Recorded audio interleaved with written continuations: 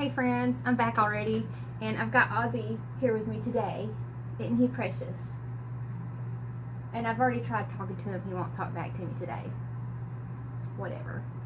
Anyway, I got the idea to, I guess, do a video that would be a good suggestion for people who aren't really into comics, because this is one of the stories that really, got me very interested in comics. And I was very lucky because at the time they had just launched, DC had just launched the New 52. So it was a good opportunity for someone who didn't know a lot of, the universe and things that already happened to kind of get their feet wet and, start reading comics.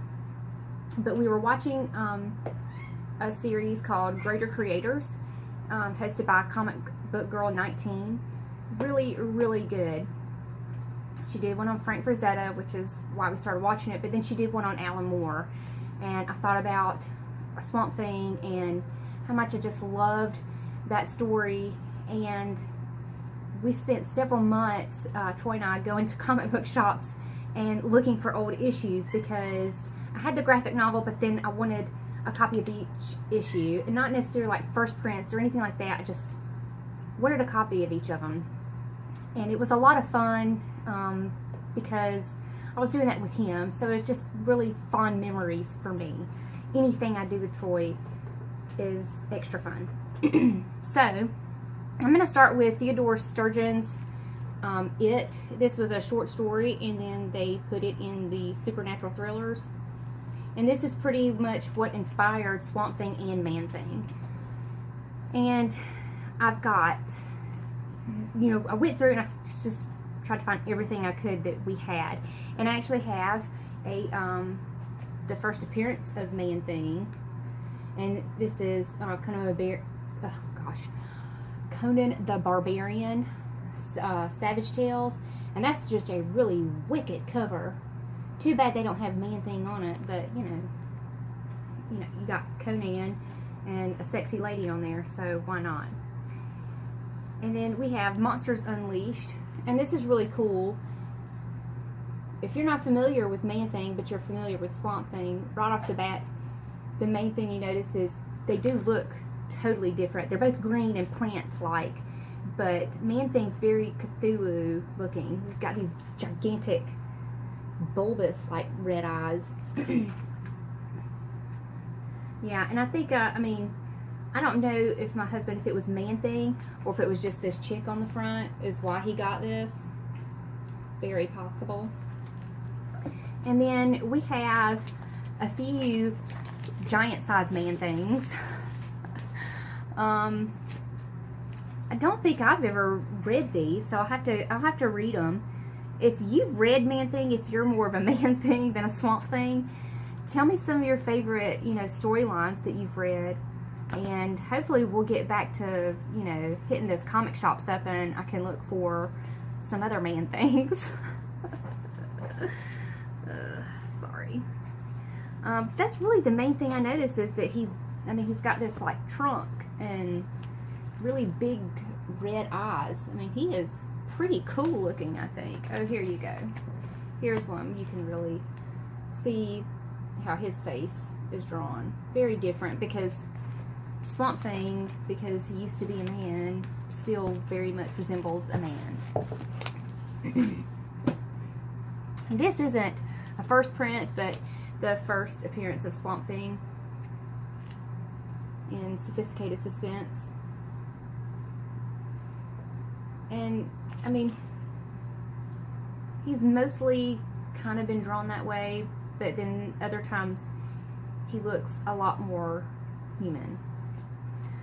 We also have Dark Genesis by Lin Wynn and Bernie Wrightson. That's a beautiful cover. Green's one of my favorite colors, and I love any kind of like nature stuff, so this is just, right up my alley. That's beautiful. Look at his face. It says so much. There's so much emotion on his face. I love it. This, I ran across this whenever we were, looking for the Alan Moore issues, and I just liked it because it's just a striking cover to me, because it's got Swamp Thing and Superman, but it also has Solomon Grundy, and he's just black and white, and you know, Superman's red and blue, and Swamp Thing's green with his red eyes, you know, but Solomon's just black and white. It's just a cool cover to me, and it's a neat story. Superman and Swamp Thing are both looking for Solomon Grundy in this issue. Swamp Thing wants to be able to test a sample of his skin to see if there's any properties that would help cure him, and Superman's just trying to save the day because Solomon's just going around killing people.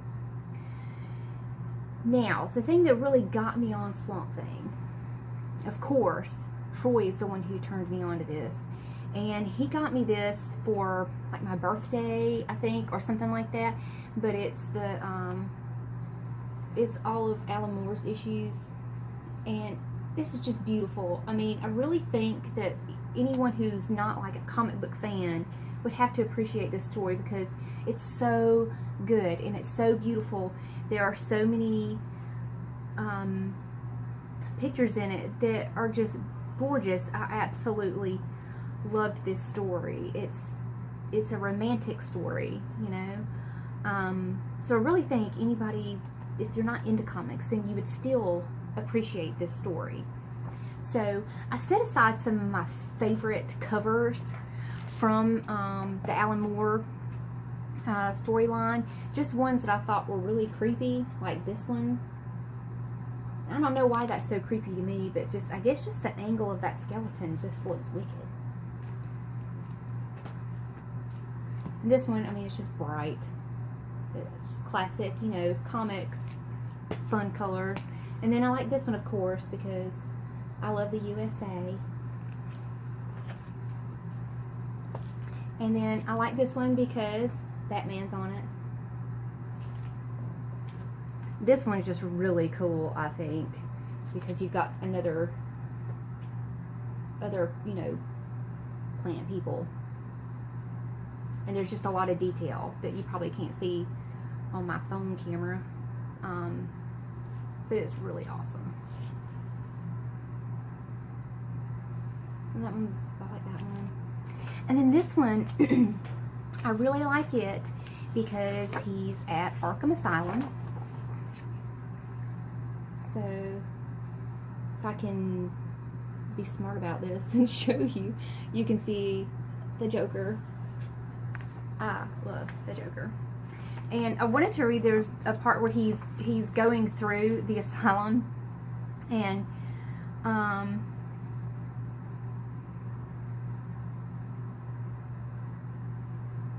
okay.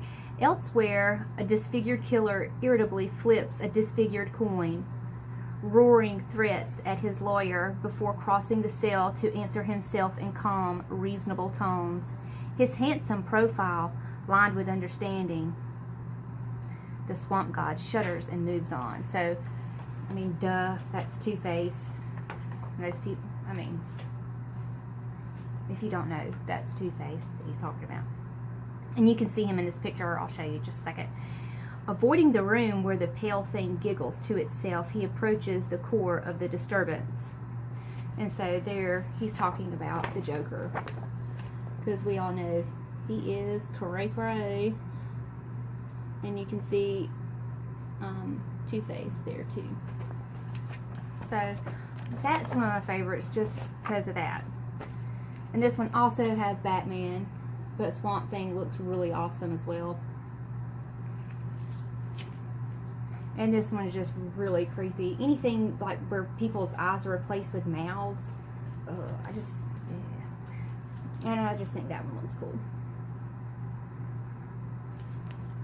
And that's one of the cool things about the story with Superman and Solomon Grundy. There's more than one part where Superman's talking to Batman, and he's, you know, just because Batman says he can be trusted, he's not a bad guy, Superman goes along with it. Now, I want to show you some of my favorite New 52 covers. I have the first 7 issues in this. And I mean, I didn't really mind. I wanted to read the stories more than I wanted to collect the individual issues. This goes through number 7, and then I think I pick back up at 19. So if we start hitting comic book shops again, that's something else I can look for. And that's one of my favorite things to do. It's like a little scavenger hunt, you know. Troy's looking for his stuff, and I may find something that he's looking for. You know, it's just fun. Oh, and the title to this, Raise Them Bones. What a cool title. I mean, don't you want to read whatever is got that title, even if it's not a comic? It just, you know, it's intriguing. This one, it's not really the cover, but I like the name of this issue, The Murder Poet. That's just a cool name. I really enjoyed the issues with Constantine. That was really interesting because he has his own set of, you know, responsibilities on himself, you know, things he's trying to do. So there's a little bit that has to be worked out between him and Swamp Thing in those issues. And also, if you ever saw the show they did for Constantine, that was one of my favorites.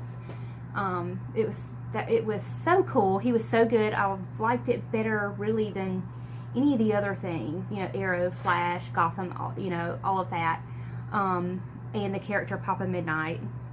I mean, there's nothing else like that on TV.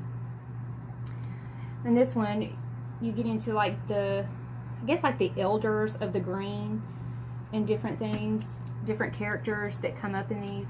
Of course, it's all the ones that are super detailed and have, you know, other, you know, plant creatures in them that I like the best. And that's one of the things that I enjoyed so much about this series was just the artwork. It was just so beautiful. I really like nature, so it was, you know, kind of like made for me, I guess. And I was really disappointed when they just stopped making them because it was one of the main issues that I had, you know, on my pull list. So anyway, let me know what you think. Do you like Swamp Thing? Are there other, you know, series, other storylines, you know, from before 52 that you enjoyed that I should check out? Or are there other Man-Things that I should check out? Let me know below.